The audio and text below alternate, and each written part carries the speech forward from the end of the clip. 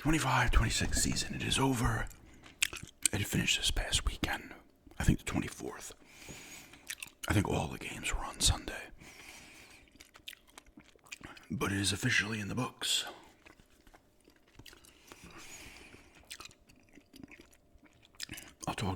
I'll quickly go past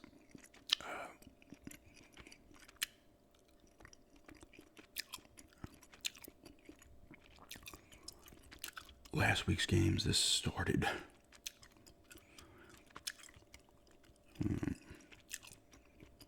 since it's the end of the season, it's starting it.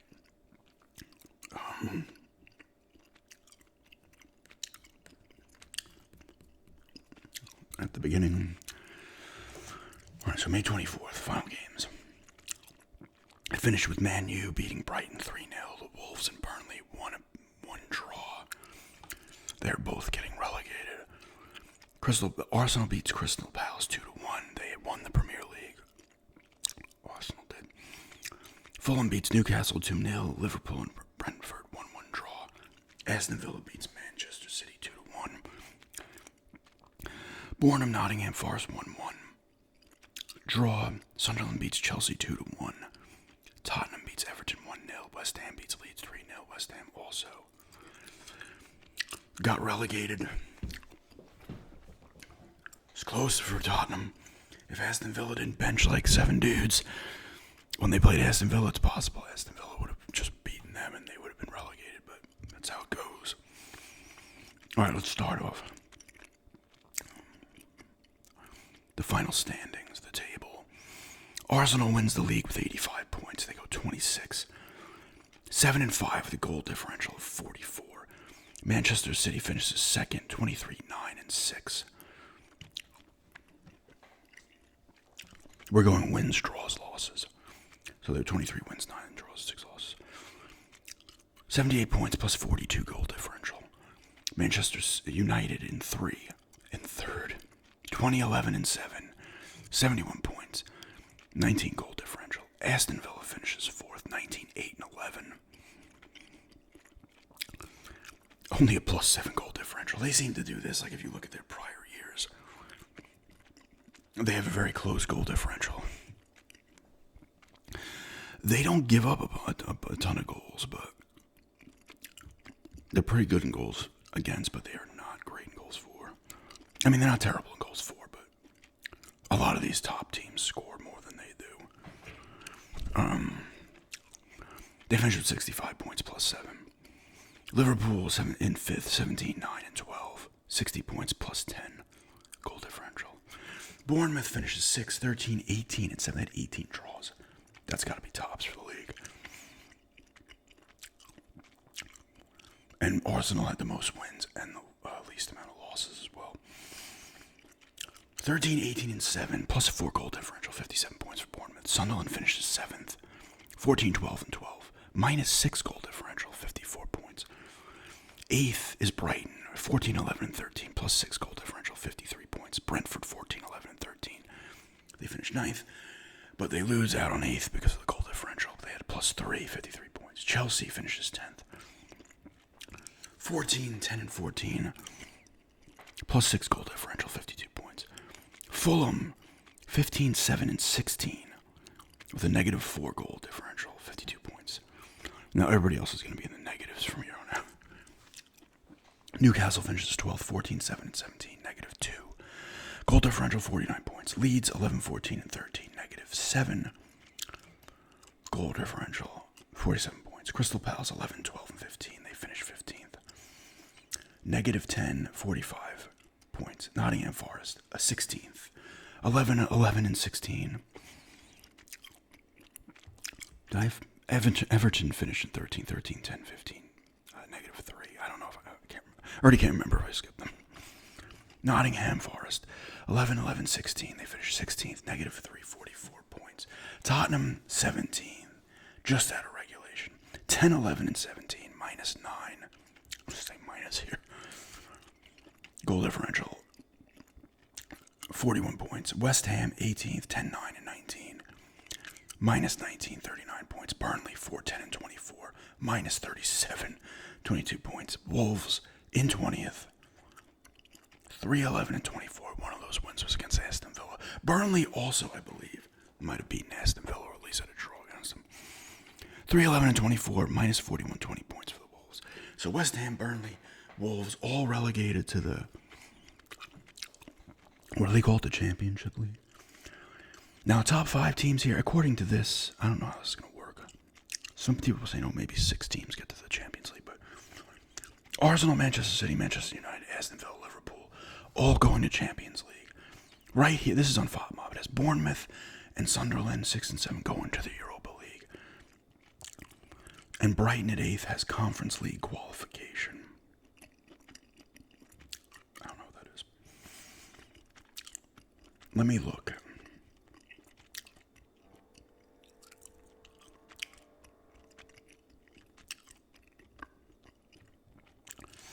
We need to do this by...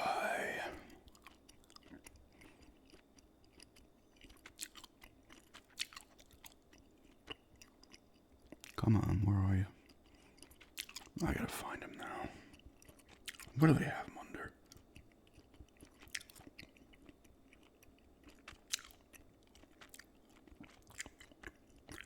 There it is. England, yeah, Championship. Which I'm following, apparently, but I wasn't following. Then League 1, League 2. Now, go to that. Coventry, Ipswich, and I believe Hull City are all coming up to the Premier League next year. Definitely Coventry and Ipswich, and I'm pretty sure, yes, Hull City won the knockout round. They beat Middlesbrough 1-0 to win that and move up. I think they said it was kind of surprising because they finished 6th. So it's the first 2 teams I need, because I might get into a championship team. So those 2, Coventry and Ipswich, just automatically went up because they finished 1st and 2nd. Coventry had 95 points. And then the next 4 fight in a knockout round, little playoff. See, the 3rd team is, and Hull City won it in 6th place, so they were the bottom of those 4, and they won it. Wrexham just missed out on getting into that playoff. They play 46 games too, so that's kind of cool. Yeah, Leicester City got relegated last year, and then again this year so they're going to League 1.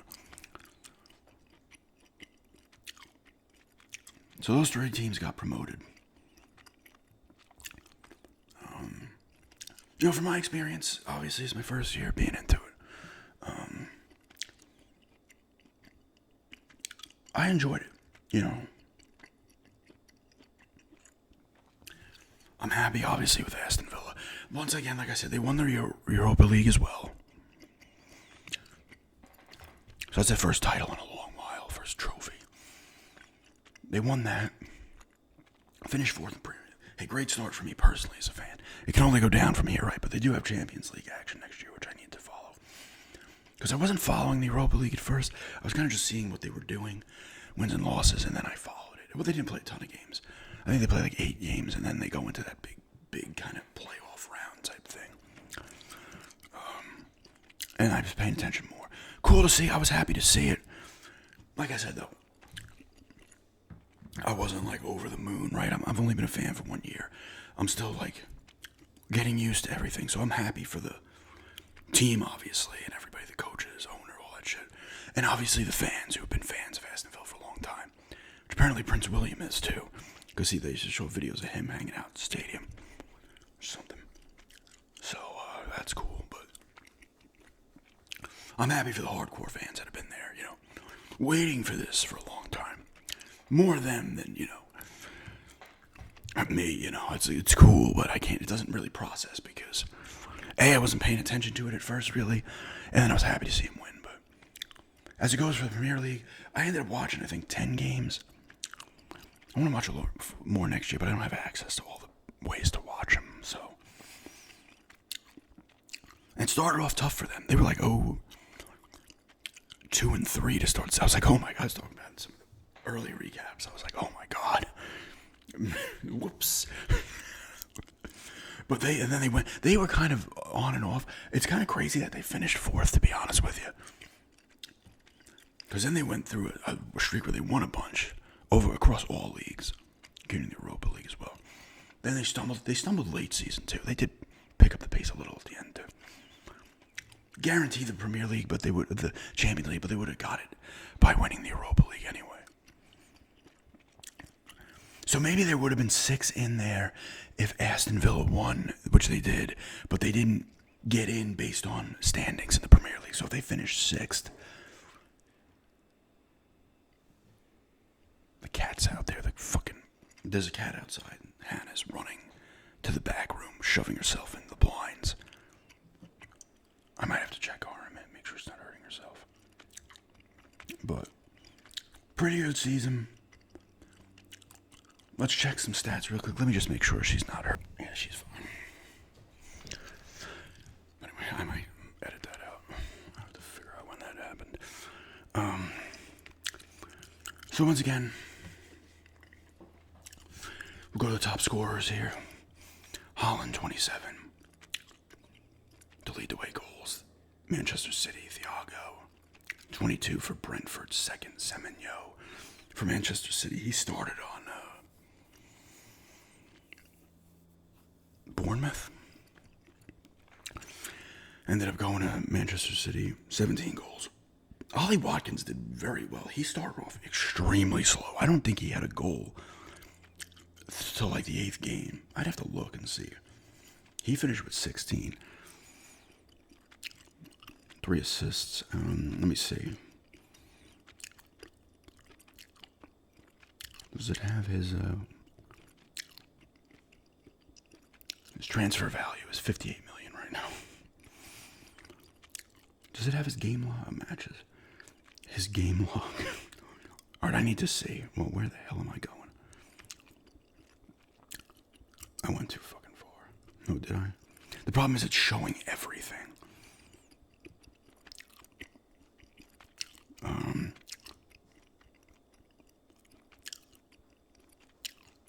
He did not score in the first 3 games. He didn't score in the 4th, the 5th, the 6th. He scored in the 7th game against Fulham. I think that's the 7th game. But he ended up playing well.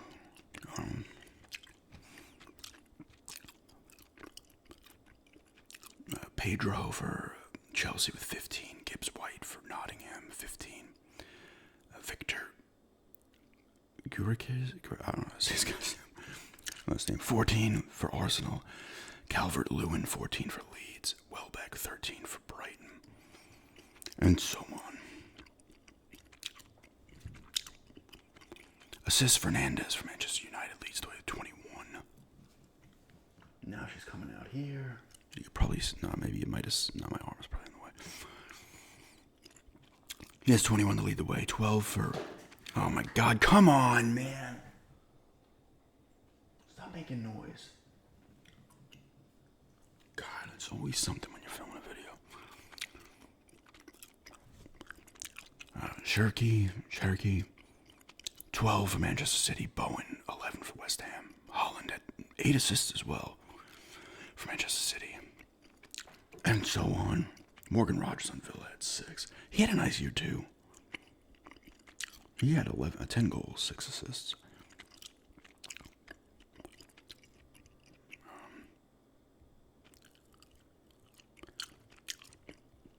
Yeah, goals and assists plus assists. Haaland leads the way with 35. Fernandez has 30. Thiago has 23. Fernandez has the best FOTMOB rating for the season with 8.03. Haaland in second. Declan Rice on Arsenal in third. Goals per 90, Haaland at 0.82. Expected goals, Haaland at 25.4. Expected goals on target, Haaland leads the way.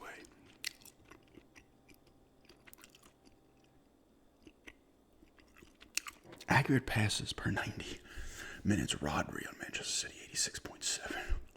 Big chances created, Fernandez leads the way with 33. And regular chances created, he leads the way with 136. Expected assists, he leads the way. Fernandez as well, 12.3. Something's going on out there, I don't know. Noise. Penalties awarded.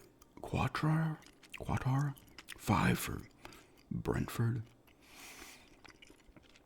Who had the most red cards? Interceptions per 90, Fofana.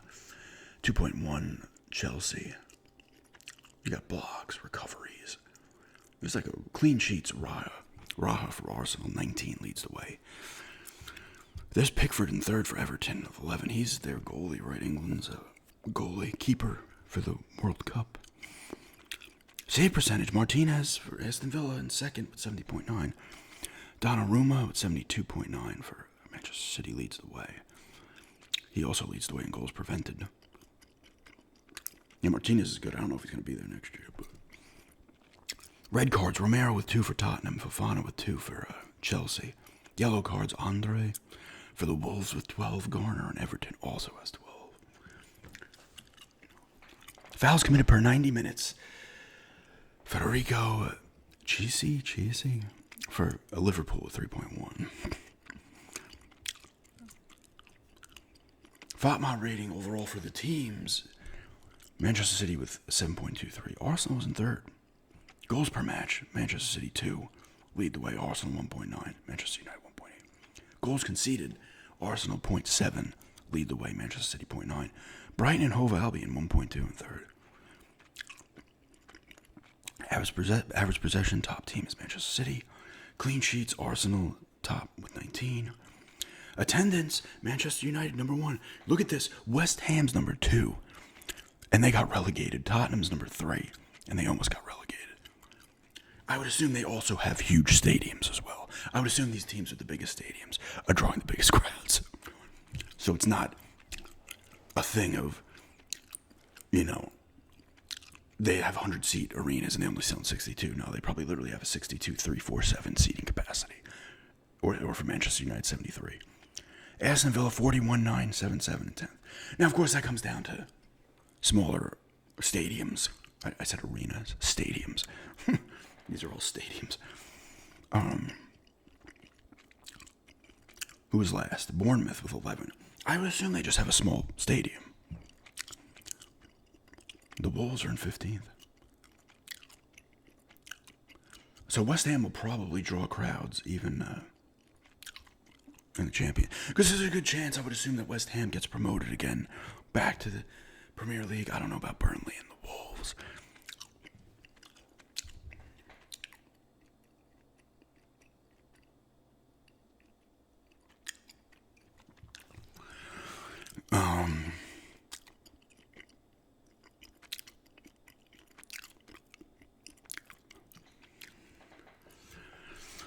And the rest is a shot on target per match. Manchester United leads the way with 5-7. Big chances, Manchester City leads the way with 120. Big chances miss, Arsenal with 78.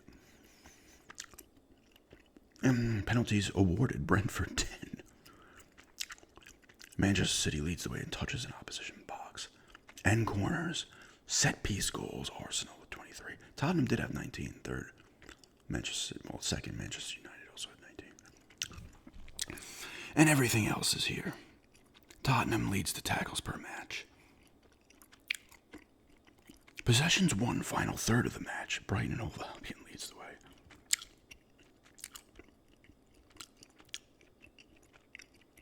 Yellow cards, Tottenham with 99 as a team to lead the way. Red cards, Chelsea with 8.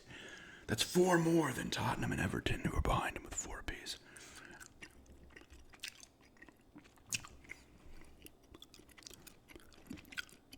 Oh, yeah, that's right. Malin left Aston Villa to go to Roma on a transfer. It didn't affect them, thankfully, because he was solid. It didn't end up affecting them, thankfully, in the long run. They lost Caden Young, went to Reading. His transfer value was $410K from Aston Villa. I'm just looking at the Aston Villa guys.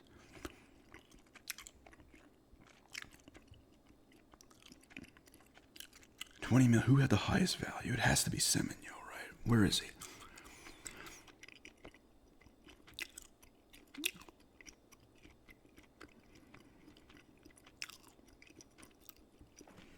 His had to have been very high. 28 for George, Tyreek George, Chelsea to Everton, 28 million value. 29 for Simon Enruga. I don't know how to say that name either. 29.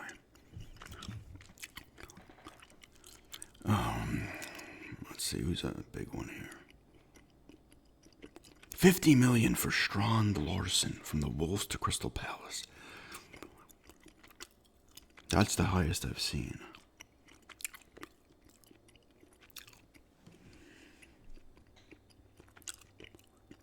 A lot of guys left from Aston Villa. More so than other teams, it seems. Why is that the case? There's a couple from Arsenal.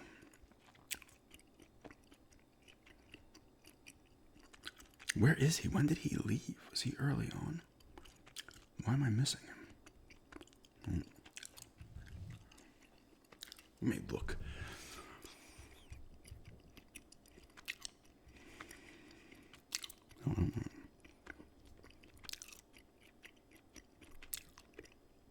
What is his transfer value now?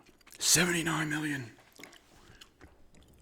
So he transferred at what? About 50 something million. I don't know why I couldn't see his name. Maybe I just went over by accident. Oh, he actually played more. Oh, this makes sense. Oh, maybe he did. Wow. I don't know.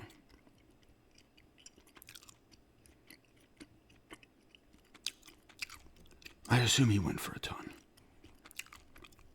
He must be far down, though, because he played a lot of games with...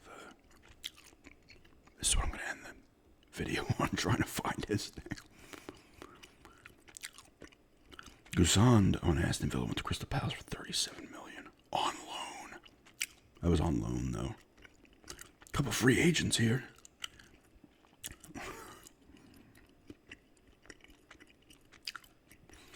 I need to get more into that as well to kind of. I obviously learn more stuff. You know, I know the basic shit right now. I can't find them. But hey, great season for them. Congrats to Arsenal for winning the Premier League.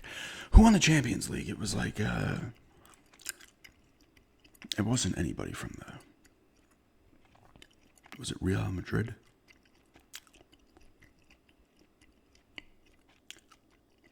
No, it was not.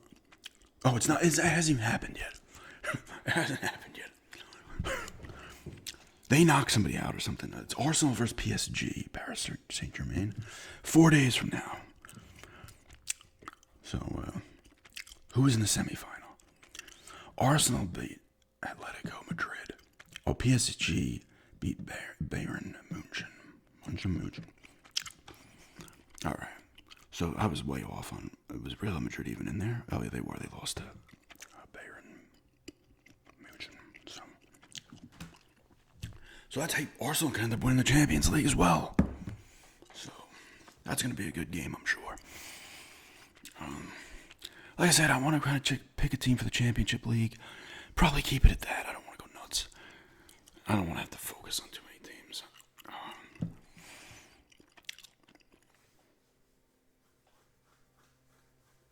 Something's going on there, but great season though for Aston Villa.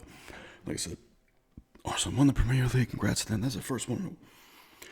Was it like 20 years or something? I don't know. It'll be exciting. I want to get more into Aston Villa next year, just with the Champions League stuff and watch more games, the Premier League and shit. And maybe, like I said, focus on a championship team as well. Maybe I'll root for West Ham.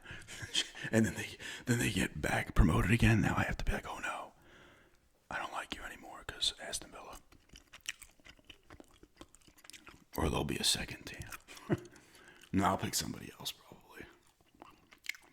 But yeah, just kind of a quick final Premier League ramble here today for the 25-26 season. How did your team do? Where'd they finish? If you're an Arsenal fan, you might end up with the Champions League trophy as well. It was looking a little iffy for them. Manchester City was right there, but then Arsenal really turned it on. And Manchester City had a couple of draws in there and couldn't keep up with Arsenal. So,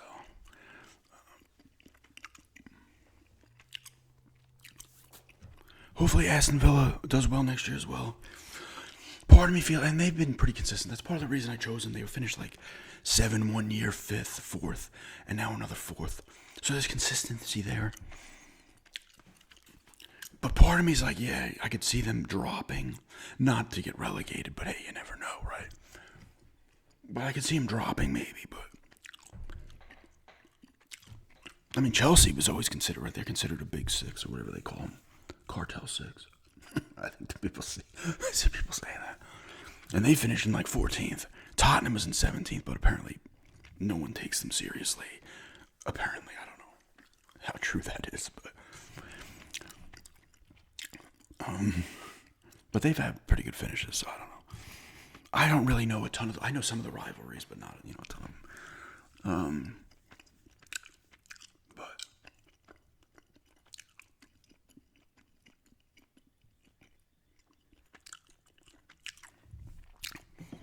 it was nice Aston Villa get into them. I've actually been looking at some Aston Villa cards, sport cards on. Topps owns the license now for the Premier League. I guess it used to be Panini. Topps has taken a ton of licenses, and Fanatics, or whoever the fuck they're owned by now. But I was looking at some team sets for Aston Villa. There's a couple that I'm watching right now, so I might pick up some single Aston Villa cards and stuff. Like, part of me is like, I bought a couple of blasters, but the blasters are getting more expensive. These mega boxes are more expensive. The regular boxes are like $300 fucking dollars. Get the fuck out of here. No. At that point, I'd rather just buy the singles or team sets of them. You know. Maybe get a blaster box of an older year. You know, I know obviously some of those players wouldn't be on the team anymore, but if I want to like scratch that itch of opening some packs, like there's a mega box from 24-25 for the Panini Select. That's like $36. You get 10 packs, 6 cards of packs. Maybe something like that. I am never going to break bank on fucking sports cards. I'm not going to do it. I'm not spending $500. And that's, you know, that's the football, soccer cards. Like regular American football, basketball, baseball, hockey. Some of those boxes. Although, you know what? Hockey's not that bad. You can get an Upper Deck hobby box for like $150. But some are nuts to where you're like, what? Because I watch a lot of... I'm going to end it on this little ramble here. It's still sports related. But, like sports cards. I watch a lot of channels talking about like sports cards and how it goes. Now people treat it more like investments. It's the same thing like Pokemon or assets. They hoard this shit, right? I was actually in Walmart the other day. We were returning something before we do our shopping. And the people behind us go up, and that's where the Pokemon stuff is behind the counter. And they're like, oh, how much can we each get? They were the small pack things like I got in Florida. They weren't like the straight up blaster boxes or anything like that. There's like 5 apiece. But they have that shit behind the counter now. Because people go nuts, like fighting each other for these things. I mean, eventually the card, like it has so many other times in the past, the cards will bottom out again and then explode. I know during COVID, it launched into a stratosphere. Same thing with a lot of shit during COVID. People were home buying up shit. It happened with video games, although the video game boom was already happening. And then that shot it up into the, unknown, uncharted territory. But a lot of people hoard this shit, so I'm always tempted to just kind of buy a blaster or two and just let it sit and see if a couple years later it's gained any kind of significant value, but knowing me, I'll buy these boxes, these blasters, and they'll be somehow worth nothing. Now, I guess if you have the money and you want to sit on some of this stuff, hey, go right ahead. But like I said, people just... The hobby, you know, back when I was collecting a lot, back in like the late 80s, early 90s, when I was really into it, it's a different era. They call it the junk wax era of cards because they produce so much. But the thing is, now they produce so much shit now, too. You know? And you have like...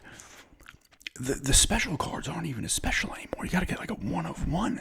They have 1 of 500, 1 of 999. It's like I got lucky with a couple of hits with that Otani, whatever the hell it was, refractor, red border, I don't know. People are selling that card for like $200. And to me, I'm like, what? And the Garrett Cole auto, which I pulled on camera. I did that. I pulled that one on camera. That one sells for like $100.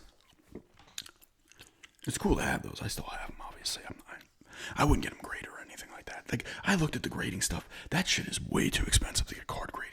Unless you know the card's already going to be worth a couple $100, $500-$600 raw, and then you guess you got to pay like fucking $50 just to get a single card graded, and it takes like 4 months to get it back. I don't want you with my shit for 4 months. Get the fuck out of here. But I've heard a lot of corruption and stuff in the grading card industry in videos as well. A lot of people are not getting their cards graded now, but tons still do. But anyway, rambling about cards here at the end. But Premier League, once again, how'd your team do? I'm happy with Aston Villa. It was a cool first season. I want to get more into it next year, as I go along, and get into it more and become a real fan.